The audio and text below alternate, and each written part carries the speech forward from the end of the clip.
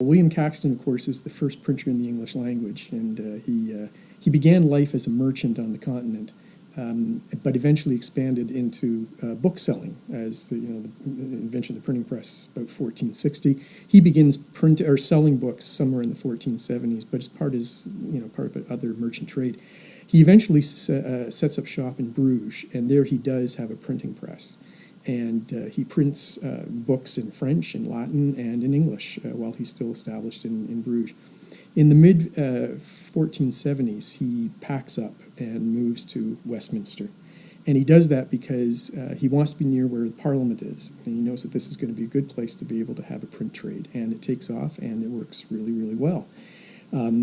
Eventually, he prints 108 books, which is quite phenomenal for the period of time in which he was working. And of those 108 books, 80% of them were printed in English. So he's, in a sense, he's the Gutenberg of the English culture. This is printed in 1481. It was printed at Westminster, and it's actually 3 books in one volume. So you have 2 books by Cicero, one on old age and another on friendship.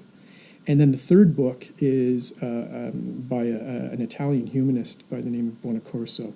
And he wrote this book in Italian on the nobility, on what true nobility is. And so what Caxton does is Caxton takes these 3 texts. He doesn't translate any of the 3 of them. They are translated by other people.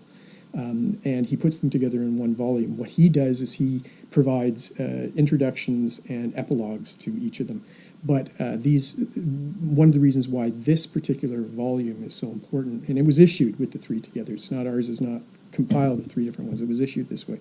One of the reasons it's so important is because this is the very first time that we have a translation of any classical author, in this case Cicero, into the English language. It's also the very first time we have any translation of a humanist author into English. So there are a number of firsts about this book. 1481, it's printed. Today, there are only 13 copies in the world that are in existence that are complete. There's about 26 floating around that are in various states, but 13 that are complete. The Fisher's copy is the last of those. There are no others now in private hands. And why it's important from a Canadian point of view is that this is now the oldest English language book to be found in Canada, and of course printed by the first English printer and being printed in England. Well, there are a number of things you're going to get from it. I mean, first of all, it can be studied just for its content. People in the classics department who are going to want to look at the way in which Cicero is first being translated at the very beginning of the 15th century, and what kind of idioms are being used to be able to translate Latin concepts. So the classics department will be interested in from that point of view. For those who are interested in book history, the type that Caxton uses in this is referred to as type 2 asterisk.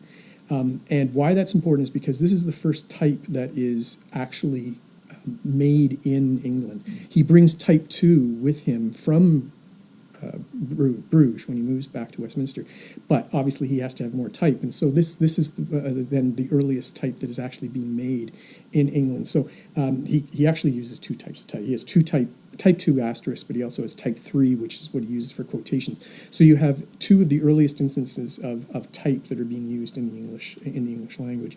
So from a book history point of view, it's going to be interesting to look at. From the paper point of view, it's going to be interesting to see because, of course, paper is going to be a particularly difficult issue in England. There aren't paper mills, and so being able to examine it to determine where the paper is coming from, most likely somewhere on the continent, most likely the Low Countries, all those sorts of things. From the point of view of provenance, of course, there's a lot to be learned in terms, especially of the first ownership of this man, Thomas Shupton. And I know that there are some faculty members already who are very much looking forward to get their hands on it, to be able to see not only the markings that are in it, but if those markings come from the period of Shupton himself. And the hand certainly looks like it's either a late 15th or early 16th century hand. And of course, just to be able to look at the annotations too and see. There's one rather strange doodle in the book, which it'll be very interesting to see what people make out of this. This was never in the hands of children, as far as we can tell, unless Sir Robert Coke had kids that played around with it. But there's a very interesting doodle in there that I think is going to be worth looking at. From the point of view of philosophy, of course, it's again the earliest translation of a philosophical work, because these two texts by Cicero are philosophical in nature. So there are a whole variety of ways in which this book can be used. What I always find interesting is that I have this idea of the way in which the book will be used.